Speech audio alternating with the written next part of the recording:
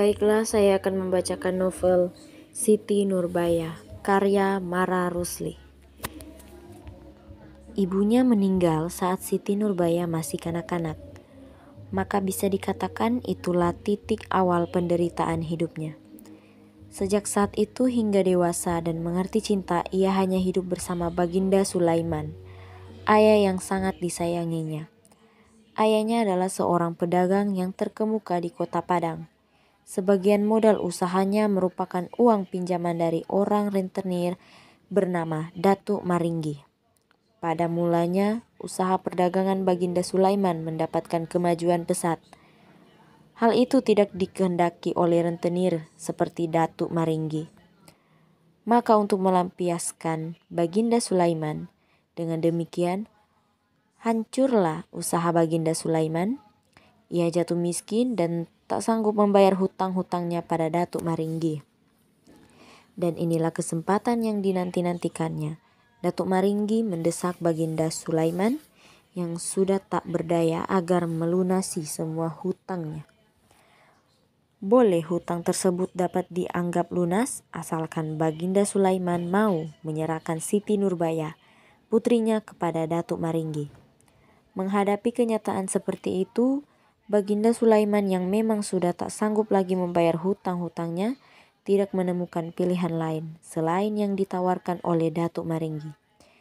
Siti Nurbaya menangis menghadapi kenyataan bahwa dirinya yang cantik dan muda belia harus menikah dengan Datuk Maringgi yang tua bangka dan berkulit kasar seperti kulit katak. Lebih sedih lagi ketika ia teringat Samsul Bahri, kekasihnya yang sedang sekolah di Stovia, Jakarta. Sungguh berat memang, namun demi keselamatan dan kebahagiaan ayahandanya, ia mau mengorbankan kehormatannya dengan Samsul Bahri yang berada di Jakarta mengetahui peristiwa yang terjadi di desanya. Terlebih karena Siti Nurbaya mengirimkan surat yang menceritakan tentang nasib yang dialami keluarganya. Pada suatu hari ketika Samsul Bahri dalam liburan kembali ke Padang, ia dapat bertemu dengan Siti Nurbaya yang telah resmi menjadi istri Datuk Maringgi. Pertemuan itu diketahui oleh Datuk Maringgi sehingga terjadi keributan. Teriakan Siti Nurbaya terdengar oleh ayahnya yang tengah terbaring karena sakit keras. Baginda Sulaiman berusaha bangkit, tetapi akhirnya jatuh tersungkur dan menghembuskan nafas terakhir. Mendengar itu, ayah Samsul Bahri yaitu Sultan Mahmud yang kebetulan menjadi penghulu kota Padang, malu atas perbuatan anaknya. Sehingga Samsul Bahri harus kembali ke Jakarta dan ia berjanji untuk tidak kembali lagi kepada keluarga di Padang. Datuk Maringgi juga tidak tinggal diam karena Siti Nurbaya diusirnya. Siti Nurbaya yang mendengar bahwa kekasihnya diusir orang tuanya, timbul niatnya untuk pergi menyusul Samsul Bahri ke Jakarta. Tetapi niatnya itu diketahui oleh kaki tangan Datuk Maringgi.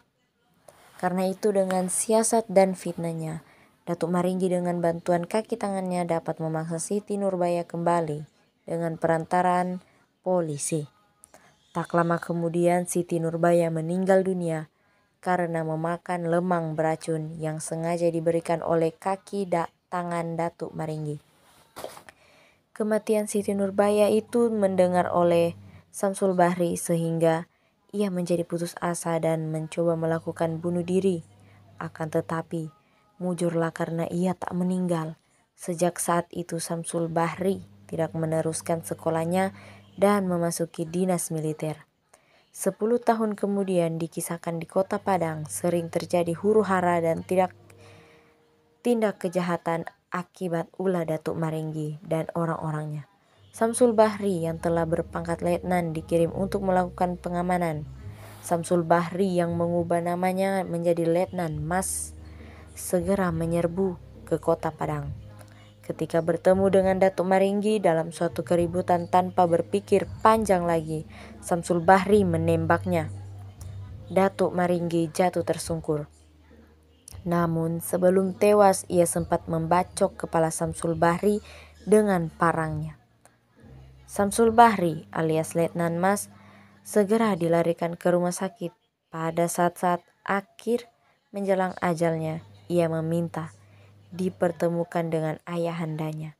Tetapi ajal lebih dulu merenggut sebelum Samsul Bahri sempat bertemu dengan orang tuanya. Masalah yang dipersoalkan tokoh dari novel ini yaitu ayah Siti Nurbaya bangkrut dan berhutang banyak kepada Datuk Maringgi. Kemudian agar dapat menebus utangnya, ayahnya menyerahkan Siti Nurbaya kepada Datuk Maringgi untuk menikahi Datuk Maringgi. Karena itu permintaan dari Datuk Maringgi. Tanggapan terhadap tanggapan saya seharusnya ayah Siti Nurbaya jangan dulu mengizinkan anaknya Siti menikahi Datuk Maringgi. Ayahnya itu bisa berbicara dulu dengan Siti. Nanti pasti Siti bisa meminta bantuan pada pacarnya.